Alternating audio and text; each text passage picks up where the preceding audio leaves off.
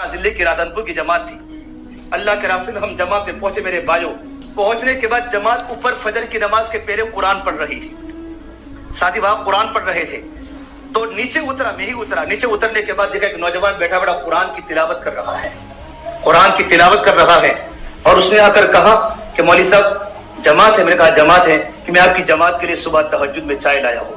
वो साथी ऊपर नमाज, चूंकि बेरून के साथी सुबह जल्दी उठ जाते हैं जमातों में, वो जमात के नीचे उतरने के बाद उसने पूरी जमात को चाय पिलाई, पूरी जमात को। और चाय पिलाने के बाद हमारे हाफिज सईद है, उसने कहा मौलवी साहब जानते हो ना कि हाशिम अमला है साउथ अफ्रीका का क्रिकेटर, साउथ अफ्रीका का क्रिकेटर हाशिम अमला है, जो आने वाली जमात को डरबन मस्जिद आयशा के सामने उसका मकान है, और उस साथियों को चाय पिला रहा है। चाय पिलाने के बाद वो तो जिक्र में मशगूल हो गया, कुरान की तिलावत में लग गया। फजर की नमाज का 5 मिनट का वक्त बाकी था और हमारी जमात के पास आया कि इशराक के बाद मेरे घर पर चलना है और मेरी वाइफ से मुलाकात पर्दे में करनी है। मैं 7 महीने अल्लाह के रास्ते में जाने का इरादा है। मेरी बीवी 4 महीनों की मुझे इजाजत देती है। मैं चाहता हूं मैं अल्लाह के रास्ते में 7 महीनों में मैं चला जाऊं। मैं कहा कौन को रावे कि आप आओ और हमारे यहाँ के 2 साथी हो, आपके साथ चलेंगे। जैसे मस्जिद से बाहर निकले बाहर, तो पूरा अफ्रीका के कालों का मजमा वहां खड़ा था। अफ्रीका के कालों का मजमा, अफ्रीका के काले। तो मैंने अफ्रीका वालों को उनकी जबान, सुहेली जबान में पूछा, भाई आप हाशिम भाई को देखने के लिए खड़े हो, क्या आप क्रिकेटर से मोहब्बत करते हैं? ना मौलवी साहब, हमें क्रिकेट से कोई मोहब्बत नहीं, हम तो फुटबॉल खेलते हैं और फुटबॉल के प्लेयर को हम पसंद करते हैं। लेकिन ये हमारे हाशिम भाई इंग्लैंड से रात को 12 बजे खेल कर आए हैं। जब भी वो घर पर आते हैं हम उनको देखने के लिए आते हैं, और उनको देखते तो हमारी आत्मा को शांति मिलती है, हमारे दिल को सुकून मिलता है।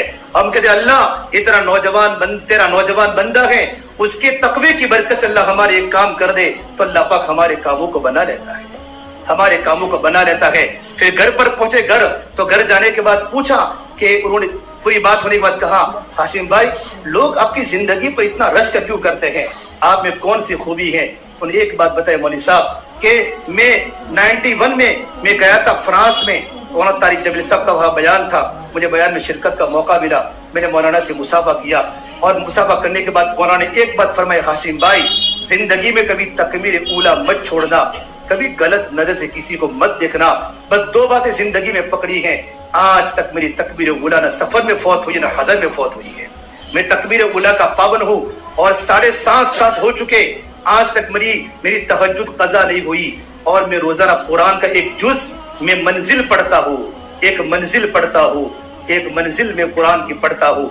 इसके बाद जब मैं बैठता हूँ स्टेडियम में, तो मैं कभी इधर न देखता हूँ न उधर देखता हूँ, मैं कुरान पढ़ता हूँ। कि कितनी लड़कियां सिर्फ मुझे देखकर इस्लाम कबूल कर चुकी है,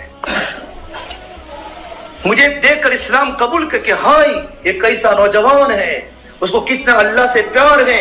यूं औरतें चीखे लगाते ईसाई की